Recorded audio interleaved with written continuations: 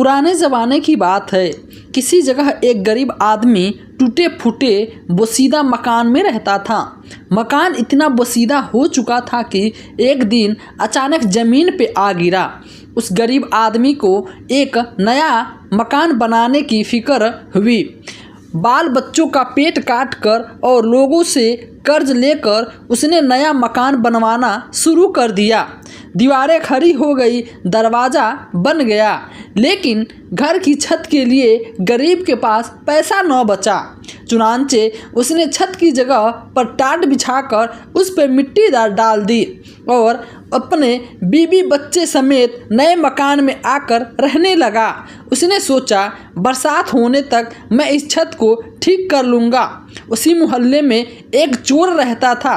गरीब आदमी का नया मकान देखकर उस चोर ने सोचा कि यह शायद दौलतमंद हो गया है, इसके यहाँ शायद अच्छा खासा माल हाथ लग जाए। चुनांचे एक दिन रात के वक्त जब सब पड़े सो रहे थे तो वह चोर उस गरीब आदमी के मकान की छत पे चढ़ गया। लेकिन छत पे तो अभी 1 या 2 ही कदम चला होगा कि छत फट गया और वह धड़ाम से नीचे सोए हुए मालिक के मकान के ऊपर जा गिरा। मकान मालिक हड़बड़ा के उठ बैठा और चोर को पकड़ने की कोशिश करने लगा, लेकिन कमरे के अंदर सख्त अंधेरा छाया हुआ था, जिसका सहारा लेकर चोर भाग निकला। लोग भागो, चोर भागा तो लेकिन उसे मालिक ने मकान पर गुस्सा आया और उसने ऐसी नकली छत क्यों बनाई।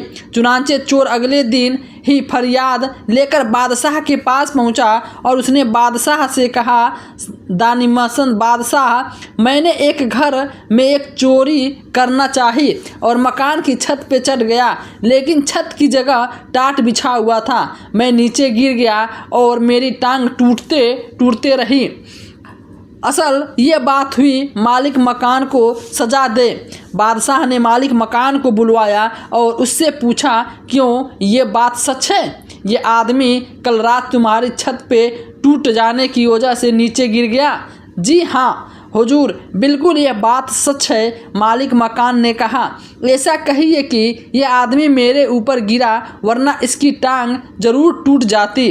अगर ये सच है तो हम तुमको मौत की सज़ा सुनाते हैं, बादशाह ने कहा, और उसने जल्लादों को बुलाकर हुक्म दिया कि इसको फांसी पे चढ़ा दो।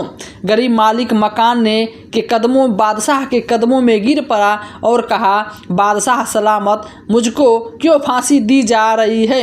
आखिर सज़ा तो चोर को दी जानी चाहिए ना।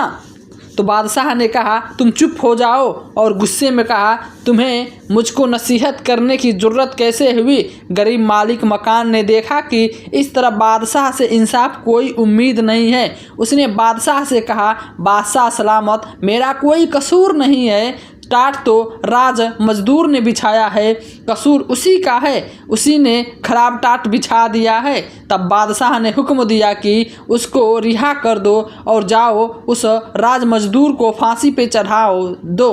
बादशाह के सिपाही फौरन जाकर राज मजदूर को पकड़ लाए और उसे फांसी के नीचे खड़ा कर दिए।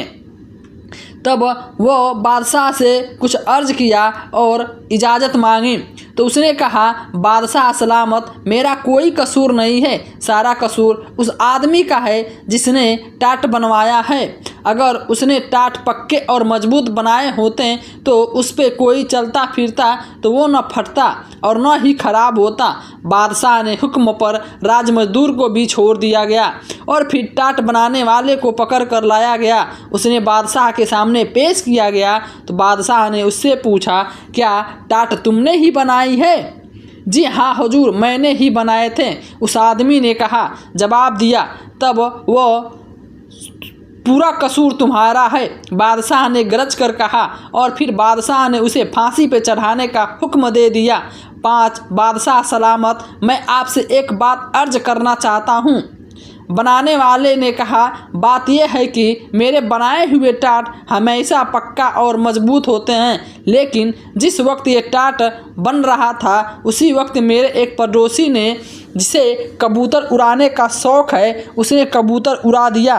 वो आसमान में उड़ते फिर रहे थे और कलाबाजियाँ दिखा रहे थे। उनका तमाशा देखने लगा। इसका असर मेरे कान पे पड़ा और मैं कमज़ोर टाट बना दिया। कसूर मेरा नहीं बल्कि उस कबूतरबाज का है। अब बादशाह के हुक्म पर टाट बनाने वालों को छोड़कर कबूतरबाज को पकड़ कर लाया गया। फांसी की सज़ा सुनकर कबूतरबाज ने बादशाह से कहा, बादशाह सलामत। ठीक है, मुझे कबूतर उड़ाने का उतना तमाशा देखने का शौक़ है, लेकिन इसमें क्या बुराई है? अगर आप मुझे कत्ल करवा देंगे तो इसी किसी भला नहीं होगा, किसी बेगुनाह की जान लेंगे। यह सब कही जाने वाली बेहतर है आप चोर ही को कत्ल करवा दें, तब लोग ज़्यादा चैन और आराम से ज़िंदगी बसर करेंगे। और हाँ ठीक है, सारा कसूर चोर ही का है, बादशाह ने कहा। फिर बादशाह ने हुक्म दिया चोर को पकड़ कर लाया जाए और उसे फांसी पर चढ़ाया जाए। जल्लाद फौरन चोर को पकड़ कर लाए और उसे फांसी के नीचे खड़ा कर दिया, लेकिन मालूम हुआ कि उसका कद ज़रूरत से ज़्यादा ऊंचा है।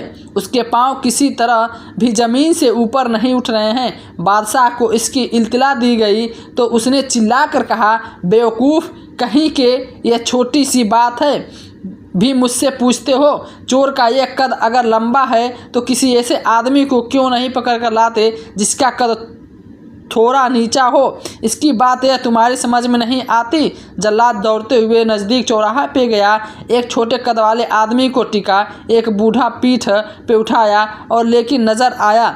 जल्लादों ने उसे जल्दी से पकड़ लिया और लाकर फांसी के नीचे खड़ा कर दिया। वह छोटा आदमी चिल्ला रहा था। जल्लादों से पूछ रहा था कि मेरा कसूर क्या है, मुझे फांसी क्यों दी जा रही है? इसके खुद बादशाह उधर तमाशा देखने आ गया था। वो आदमी बादशाह से गिर गिराकर कहने लगा, मेरे मालिक, मैं एक गरीब आदमी हूँ, पहाड़ में लड़कियों लाकर बेचता हूँ और लोगों के काम काज करता हूँ। इस तरह अपने बाल बच्चों का पेट पालता हूँ। आखिर मैंने कौन सा गुनाह किया है? किस बात के लिए आप मुझको फांसी देना चाहते हैं? बादशाह ने हिकारत से कहा, अरे अहमक, मुझको क्या पता कि तुम्हारा कोई कसूर है। ये तो बस किसी आदमी को फांसी पे चढ़ाना है। मैं एक चोर को फांसी पे चढ़ाना चाहता था, लेकिन उसका कद ऊंचा है और उसके पांव ज़मीन से ऊपर नहीं उठ पाते और तुम्हारा कद बिल्कुल मुनासिब है। बादशाह की बात सुनते ही छोटे कद वाले आदमी ने गिरा कर कहा, बादशाह सलामत, कसूर किया है। लंबे कद वाले चोर ने अब फांसी पे चढ़ते हैं, छोटे बेगुनाह बेकसूर आदमी हैं। कोई इंसाफ है कि नहीं? अगर ज़्यादा लंबा हो तो उसके पाँव के नीचे एक गड्ढा खुदवा दीजिए और सब ठीक हो जाएगा। उसकी बात बादशाह सलामत को पसंद आई। बादशाह ने ऐसा ही करने को हुक्म दिया। जल्लाद फिर से चोर को पकड़ कर लाया। उन्होंने उसे फांसी के नीचे खड़ा कर दिया, गले में फंदा डाल दिया और उसके पाँव के नीचे गड्ढा खोद करने लगे। चोर था कि बराबर कहे जा रहे थे, जल्दी जल्दी करो, जल्दी करो। ये बादशाह को चोर की यह बात सुनकर बड़ी हैरानी हुई। चाचा ने पूछा कि अबे मरने की इतना जल्दी क्यों बेताब है? चोर ने जवाब दिया, बादशाह सलामत, अभी अभी जन्नत का बादशाह मर गया है। उसने मरते वक्त यह वसीयत की है, जो सबसे पहले जन्नत में वारिद होगा उसे मेरी जगह बादशाह बनाया जाएगा। बादशाह का तख्त अभी हाल ही में अगर मैं जल्दी से कत्ल कर दिया जाऊं तो मुमकिन है कि मैं सबसे पहले जन्नत में पहुंच जाऊं और वहां का बादशाह बन जाऊं। बादशाह के दिल में लालच और हसद की आग भड़क उठी। भला जन्नत का बादशाह बनना छोटी भी सी बात है। चुनांचे उसने फ़ौरन जल्लादों को हुक्म दिया कि चोर को रिहा कर दो और मुझे फांसी पे चढ़ाओ। बादशाह के हुक्म की तालीम होनी चाहिए थी। चुनांचे बेवकूफ़ बादशाह खुद सूली पे चढ़ गया और